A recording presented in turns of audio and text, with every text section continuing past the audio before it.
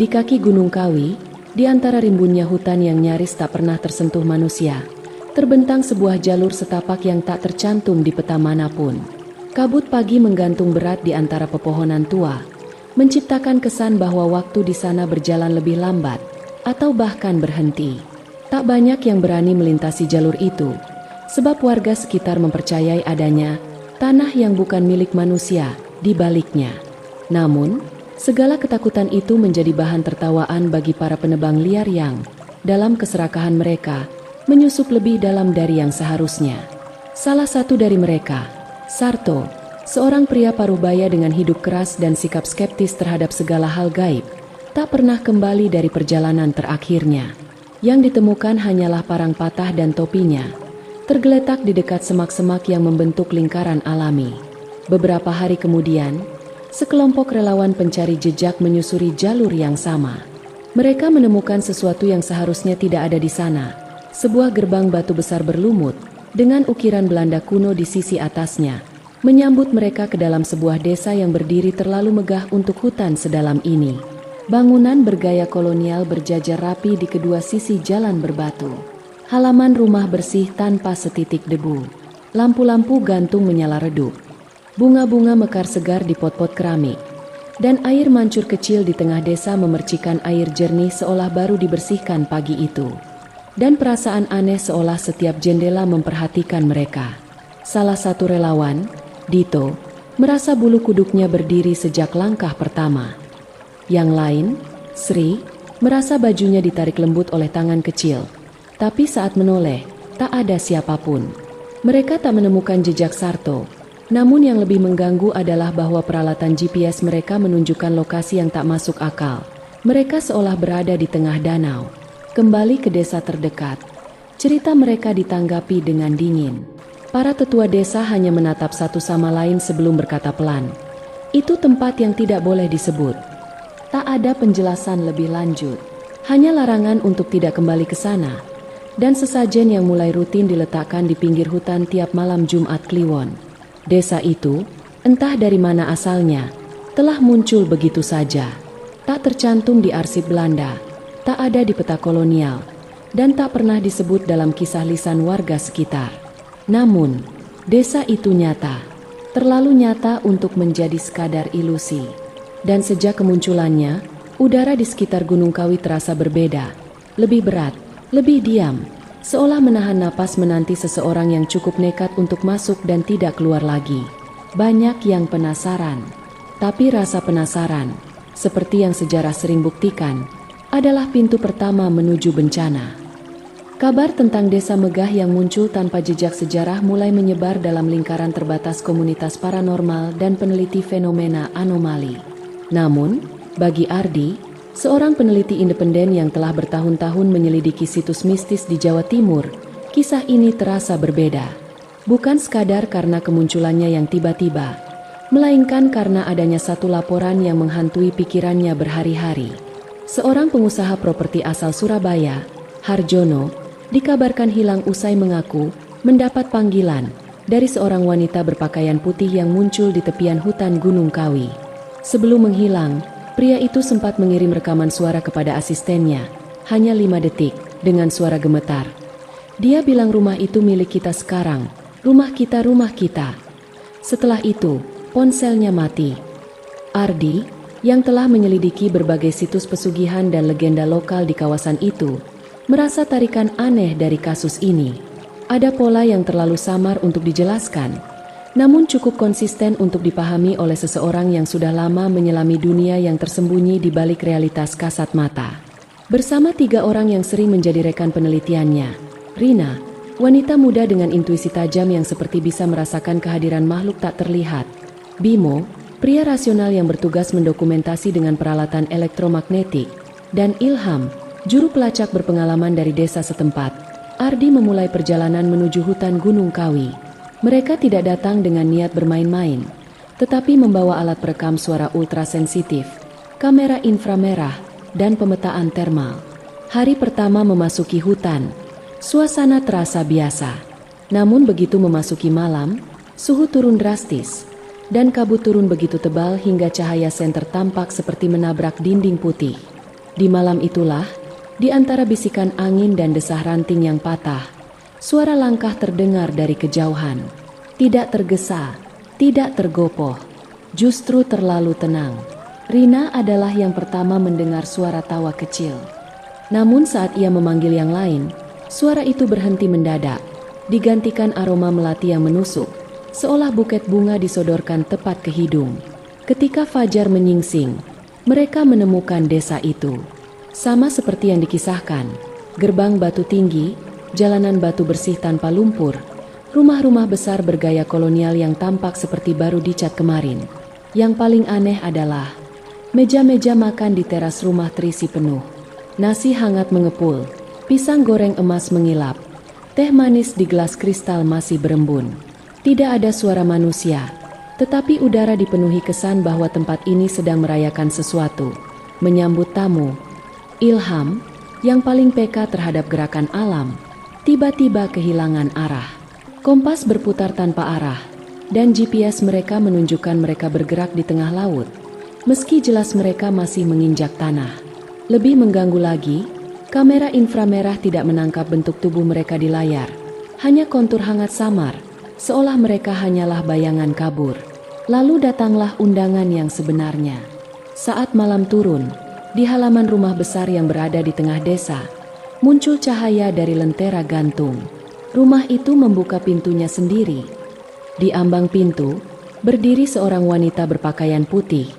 Rambut panjang menyapu lantai, wajah tertunduk. Ia tak berkata sepatah kata pun. Tapi semua anggota tim merasakan hal yang sama. Panggilan tanpa suara. Desakan halus namun kuat. Seperti udara itu sendiri mendorong mereka untuk melangkah masuk. Dan mereka masuk. Di dalam rumah itu, aroma kayu manis dan dupa tua menyelimuti udara. Ruangan tertata rapi, namun terasa seperti museum hidup.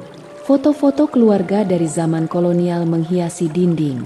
Jam antik berdetak, tapi jarumnya tak bergerak. Di ruang tamu, terdengar alunan musik roncong dari radio tua yang tidak terhubung dengan sumber daya manapun. Ardi berdiri di tengah ruang makan, menatap sebuah meja panjang dengan 5 kursi. Salah satu kursi kosong, 4 lainnya diduduki oleh boneka kayu berpakaian seperti orang Belanda dan Jawa priai. Senyum terpahat di wajah mereka, dan mata boneka itu, entah bagaimana, terasa hidup. Perlahan, mereka semua sadar, desa ini tidak mati. Tapi ia tidak pula hidup. Ia berada di antara sebuah ilusi yang menjaga keabadiannya sendiri. Dan siapapun yang masuk, adalah tamu dalam arti yang paling berbahaya. Hari ketiga di desa itu terasa seperti pekan keempat di dunia nyata. Ardi dan timnya mulai kehilangan rasa waktu. Jam tangan mereka berhenti pada angka yang berbeda-beda. Siang terasa terlalu cerah, namun tanpa matahari yang benar-benar terlihat. Dan malam datang tanpa perubahan warna langit. Hanya suhu yang menurun dan keheningan yang menjadi lebih dalam. Meski semua tampak sempurna di permukaan, ada sesuatu yang membusuk di balik megahnya desa ini. Dinding-dinding rumah yang tampak bersih dari luar menyimpan bau lembab dan tajam dari dalam. Jika seseorang mengetuk salah satu pintu rumah, akan terdengar gema panjang, seolah rumah itu berongga seperti makam batu. Pada pagi kelima, Ardi menemukan sebuah rumah yang tampak berbeda dari yang lain. Posisinya agak tersembunyi di ujung desa. Sebagian tertutup sulur tanaman liar yang tak tampak di rumah lainnya. Pintu depannya berat, dengan ukiran simbol Jawa kuno yang samar. Sebuah lingkaran terpotong oleh garis vertikal, dikelilingi pola-pola menyerupai mata tertutup. Begitu pintu itu terbuka, udara di dalam terasa mati. Di ruangan tengah rumah itu, Ardi menemukan rak-rak penuh buku tua yang kulitnya hampir hancur oleh usia. Di antara semuanya, satu buku tampak lebih baru. Bukan karena masih segar, tetapi karena warnanya merah kehitaman, seperti darah yang mengering selama puluhan tahun. Buku itu adalah jurnal, ditulis dengan tangan, huruf demi huruf terguncang, seolah ditulis dalam keadaan tergesa atau ketakutan. Isinya mengungkap sesuatu yang membuat nalar Ardi membeku. Desa ini dulunya adalah tempat berkumpulnya orang-orang yang melakukan pesugihan di Gunung Kawi. Para peziarah dari masa kolonial hingga pasca kemerdekaan datang dengan harapan kekayaan instan. Mereka melakukan perjanjian yang sama, menyerahkan bagian dari dirinya atau dari keturunannya demi harta yang tak habis 7 turunan. Namun ada harga yang tersembunyi di balik janji manis itu.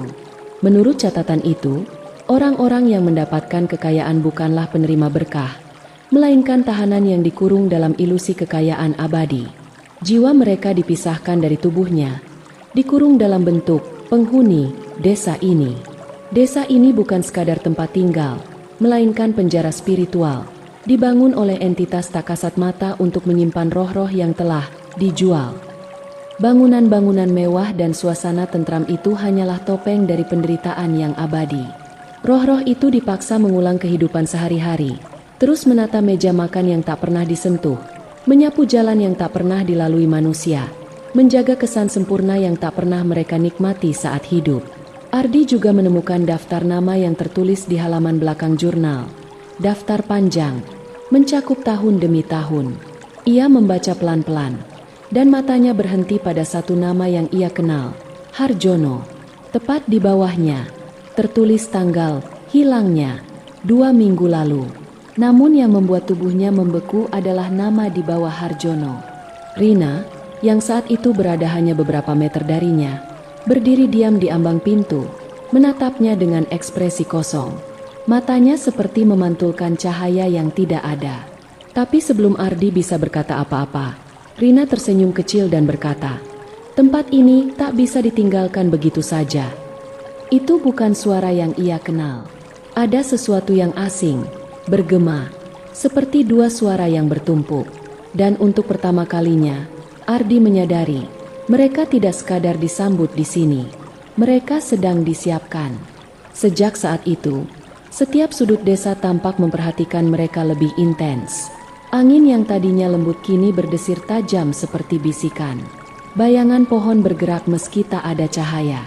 Dan jalan keluar dari desa yang sebelumnya mereka lewati dengan mudah kini hanya berakhir kembali di tempat yang sama. Seperti desa ini melipat dirinya sendiri untuk menahan mereka. Rina mulai berjalan sendirian, sering hilang dari pandangan.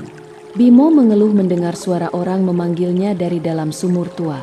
Ilham mendapati dirinya tidur di teras rumah yang berbeda dari tempat mereka bermalam, dengan abu dupa menempel di dahinya. Ardi tahu mereka harus pergi. Tapi bagaimana caranya melarikan diri dari tempat yang tidak ada di peta, yang tidak ada dalam dimensi biasa, dan lebih buruk lagi, yang tidak ingin mereka pergi? Pagi itu, Bimo terlihat berdiri diam di halaman sebuah rumah dengan tatapan kosong, menatap ke jendela yang tak memperlihatkan apapun selain kegelapan. Saat Ardi memanggil namanya, Bimo hanya menoleh sekilas, lalu tersenyum seperti seseorang yang baru saja bangun dari mimpi panjang, tapi lupa siapa dirinya. "Kayaknya, tadi aku ngeliat aku sendiri," katanya pelan setelah beberapa menit terdiam. "Di jendela itu. Tapi dia bukan aku yang ini." Awalnya Ardi mengira Bimo sedang lelah. Tapi kemudian hal-hal serupa mulai terjadi pada yang lain. Ilham bangun dengan mulut penuh tanah, seolah-olah ia mengunyah sesuatu dalam tidur. Rina, yang selama ini paling tenang, berjalan dalam lingkaran di pelataran rumah, menghitung angka yang tidak berurutan. Mulutnya bergumam cepat seperti sedang melafalkan mantra, namun dalam bahasa yang tidak dikenali. Mereka tidak tidur dengan benar. Tidur terasa seperti ditelan, bukan seperti istirahat. Dan ketika bangun, ada jeda beberapa detik di mana tak seorang pun benar-benar tahu siapa mereka. Ardi mulai menulis nama-nama mereka di balik tangannya. Ia takut lupa. Takut jika satu hari ia bangun, dan pikirannya bukan lagi miliknya. Bayangan mereka pun mulai menunjukkan tanda-tanda ganjil.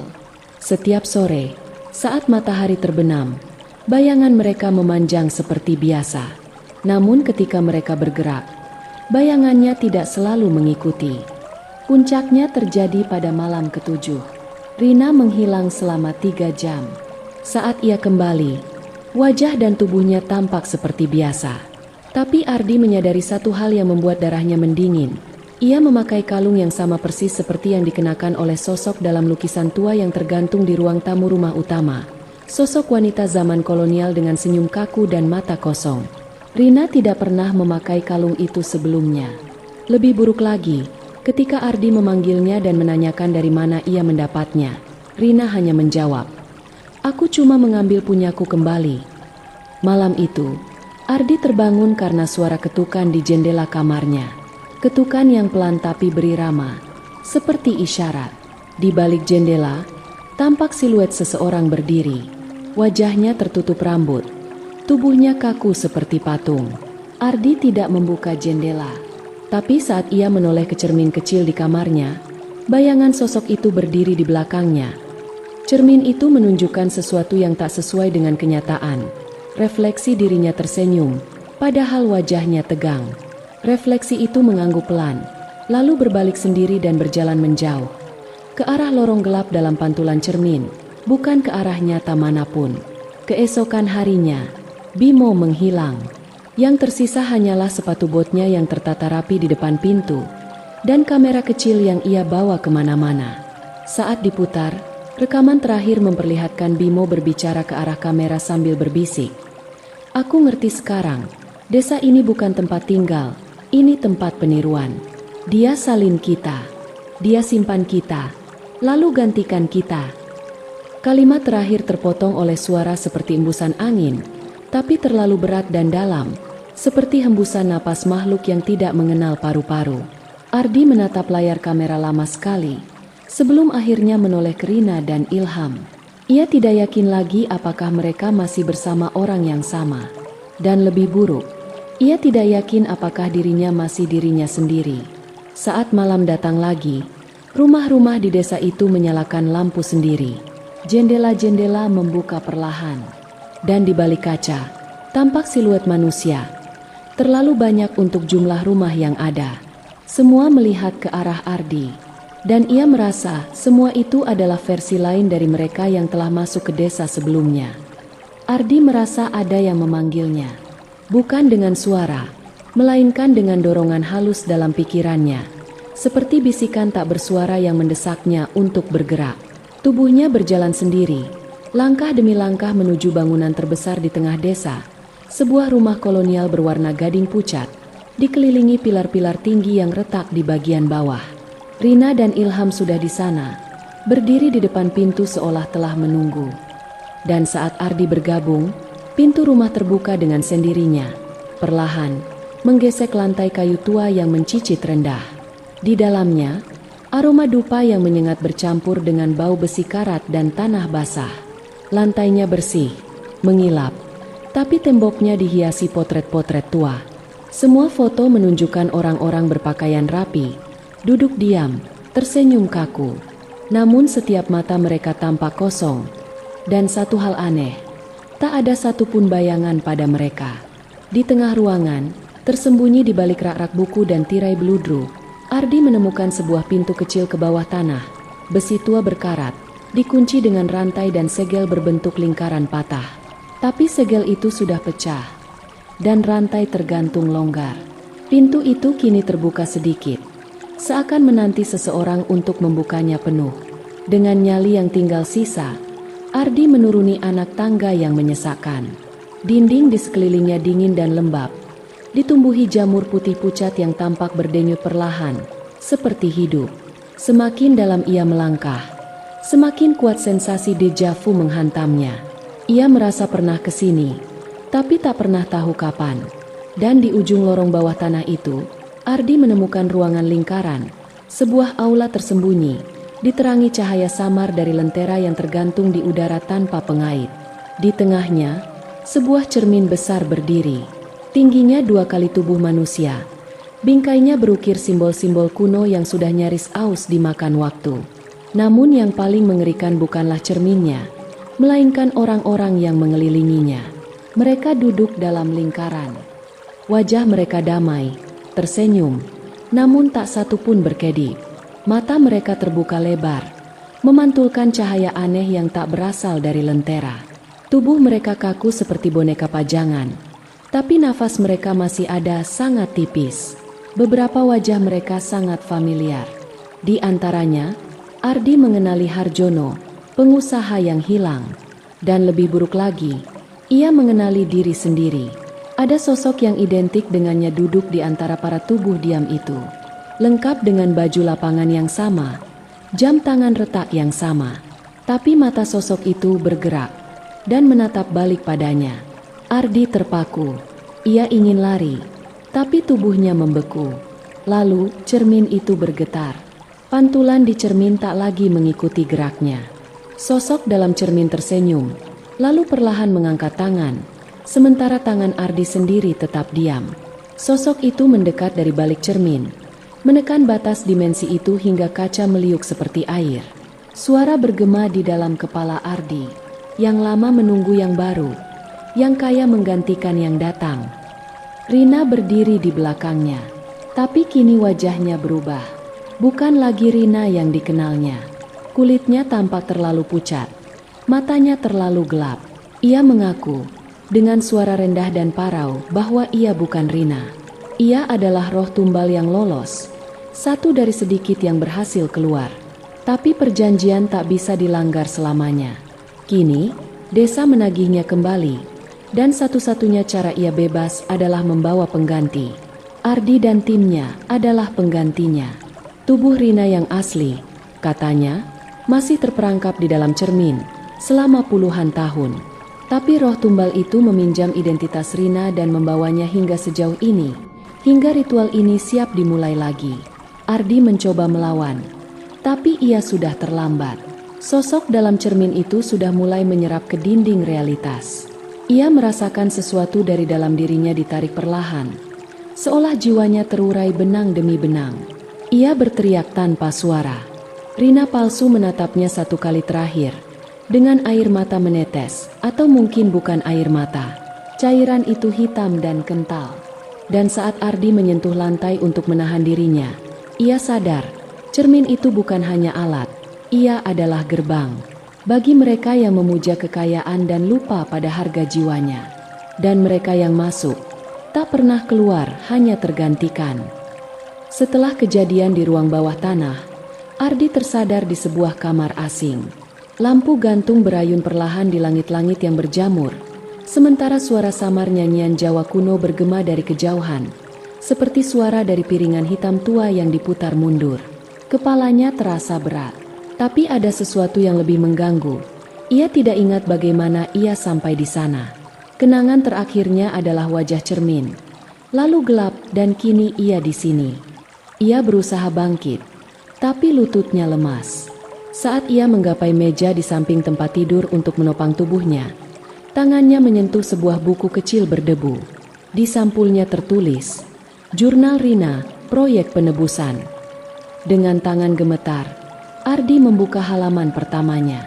Di dalamnya, bukan catatan acak atau laporan lapangan seperti yang ia kira, melainkan catatan rinci, tanggal demi tanggal, tentang mereka, tentang dirinya, Bimo, Ilham, bahkan keputusan mereka untuk datang ke desa ini. Semua tertulis jauh sebelum mereka benar-benar datang ke sana. Tanggal mereka setuju ikut. Reaksi masing-masing saat mendengar cerita desa megah. Bahkan impian pribadi mereka, Bimo yang ingin membuka channel YouTube horor terkenal, Ilham yang ingin menulis buku bestseller, dan Ardi sendiri yang berharap mendapatkan pengakuan sebagai peneliti paranormal serius setelah dipojokkan oleh dunia akademik. Di akhir halaman, ada sebuah kalimat yang membuat tubuh Ardi terasa dingin hingga ke tulang. 3 tumbal pengganti diperlukan untuk melepaskan satu jiwa lama.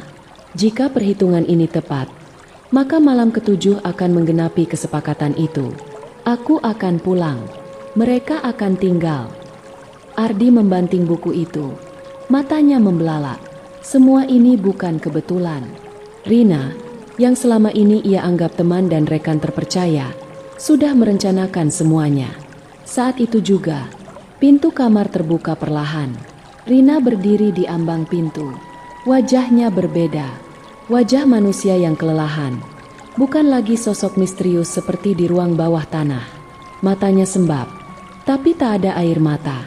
Ia masuk perlahan, duduk di kursi rotan tua di sudut ruangan.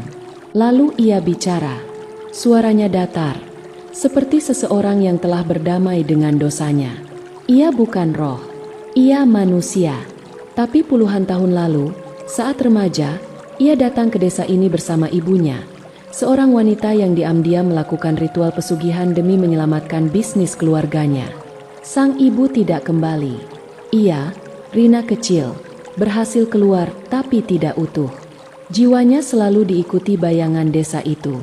Ia tumbuh dengan suara-suara yang memanggil dalam tidur, mimpi-mimpi tentang rumah-rumah tanpa penghuni, dan rasa bersalah yang tak terdefinisikan.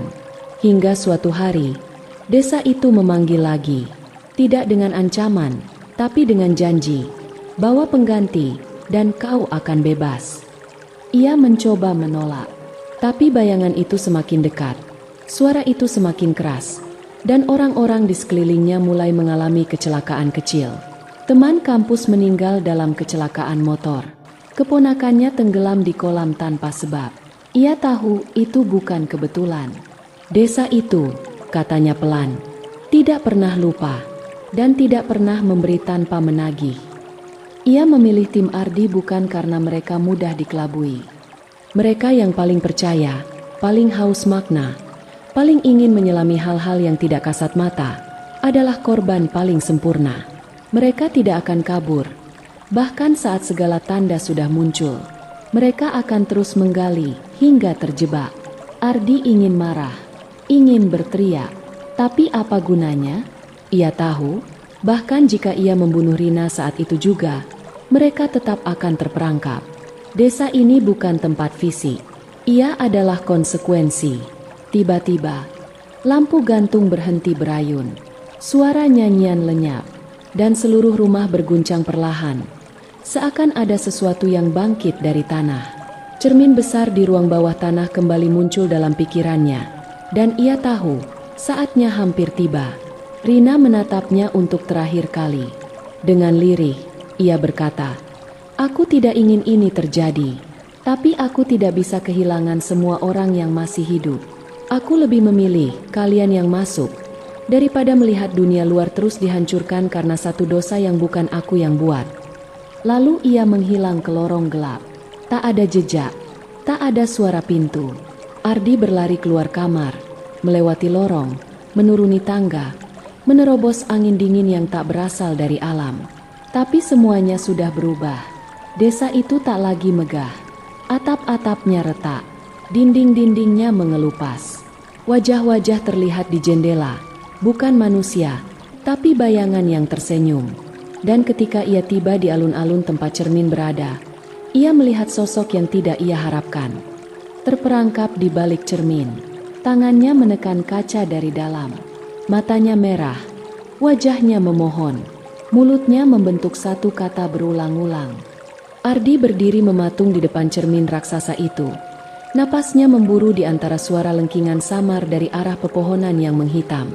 Di balik kaca buram itu, Rina yang asli, wanita muda dengan wajah tulus dan ketakutan yang nyata, menatap padanya dengan mata penuh luka dan harap.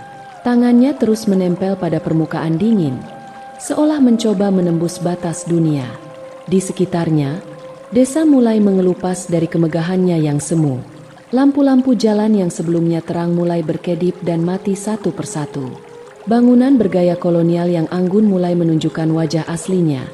Retak, lapuk, dan dipenuhi sulur-sulur akar gelap yang merambat seperti urat nadi makhluk purba. Langit berubah. Awan-awan menggulung perlahan ke pusat desa, membentuk pusaran hitam yang meneteskan embun merah seperti darah beku. Suara derap kaki terdengar di kejauhan, tapi tidak ada sosok yang terlihat, hanya suara. Seperti gema langkah dari jiwa-jiwa yang sudah lama kehilangan tubuh. Ardi tahu ini adalah akhir dari segalanya. Tapi ia juga tahu ini adalah satu-satunya kesempatan untuk menebus semuanya. Cermin di depannya bukan sekadar jendela. Ia adalah penyeberangan. Jalan satu arah yang hanya bisa dilalui jika seseorang memilih. Dan desa ini, dengan segala kemegahannya yang palsu, tidak pernah menawari keselamatan. Ia hanya menukar jiwa. Ardi mengangkat tangannya. Jemarinya menyentuh permukaan cermin. Dingin dan bergetar seperti kulit orang sekarat. Rina di balik sana mengangguk perlahan. Mulutnya membentuk satu kata terakhir. Jangan. Tapi Ardi sudah tahu, ia tidak menyelamatkan Rina untuk kebaikan. Ia menyelamatkannya untuk membayar utangnya sendiri. Ia melangkah maju, dan ketika jari-jarinya menembus permukaan kaca, seolah masuk ke dalam air, sekejap semua suara lenyap. Dunia menjadi senyap sempurna. Tak ada lagi desir angin, tak ada gema langkah, bahkan detak jantung pun hilang. Dalam keheningan itu, satu persatu wajah mulai muncul di sekitar alun-alun. Wajah-wajah mereka yang dulu hilang. Para pengusaha yang dulunya tamak, pendaki yang tersesat, dan anak-anak yang tak pernah kembali ke rumah. Semuanya berdiri diam, menatap Ardi dengan senyum yang sama, lebar, namun tak hidup. Dan di tengah cermin, sosok Ardi kini tergantikan. Bukan dirinya yang asli, tapi salinan. Sebuah versi dengan mata kosong dan senyum yang terlalu dalam. Sosok itu melangkah mundur dari kaca, kini berada di luar, di desa yang telah berubah kembali menjadi megah. Sementara Ardi terperangkap di dalam. Rina terduduk di tanah, kembali dalam tubuhnya. Ia menjerit, menangis, menyadari pengorbanan yang tak pernah ia minta tapi tetap ia terima. Tapi suara Ardi hanya tinggal bisikan terakhir. Jangan ulangi kesalahan ini. Jangan pernah kembali. Saat matahari terbit, desa itu kembali tak terlihat. Hutan Gunung Kawi menjadi seperti biasa, lebat, lembab, dan penuh bisikan dari balik semak. Tak ada tanda desa, tak ada bangunan kolonial, hanya kabut yang tebal dan keheningan. Namun, mereka yang cukup nekat untuk bermalam di kaki gunung, kadang mengaku melihat jalan batu yang tiba-tiba muncul saat malam gelap. Jalan yang diterangi lampu taman, menuju desa megah yang tak ada di peta manapun. Jika mereka mengikuti jalan itu, tak pernah ada yang kembali. Desa itu masih ada, bukan di dunia nyata, tapi di batas antara keserakahan dan pengampunan. Dan ketika seseorang datang dengan hati yang kosong tapi ambisi yang penuh, ia membuka gerbangnya, menyambut dengan kemegahan. Ardi kini berdiri di salah satu balkon rumah tua di sana. Ia sudah menjadi bagian dari desa, bagian dari kisah yang tak pernah selesai ditulis. Kekayaan mereka abadi, karena nyawa mereka terjual, dan mereka kini bagian dari legenda yang hidup. Demikianlah kisah kali ini. Terima kasih telah meluangkan waktu untuk mendengarkan cerita penuh misteri dan ketegangan ini. Semoga kisah tentang desa gaib yang megah ini tidak hanya menghibur, tetapi juga mengingatkan kita bahwa kekayaan yang diperoleh dengan cara instan dan tanpa mempertimbangkan akibatnya, bisa membawa konsekuensi yang jauh lebih berat daripada yang kita bayangkan. Jadilah bijak dalam setiap langkah dan keputusan hidup, karena terkadang, harga yang harus dibayar jauh lebih mahal daripada yang terlihat di permukaan. Teruslah menjaga hati dan pikiran agar selalu terbuka pada kebaikan dan kejujuran. Sampai jumpa di cerita selanjutnya.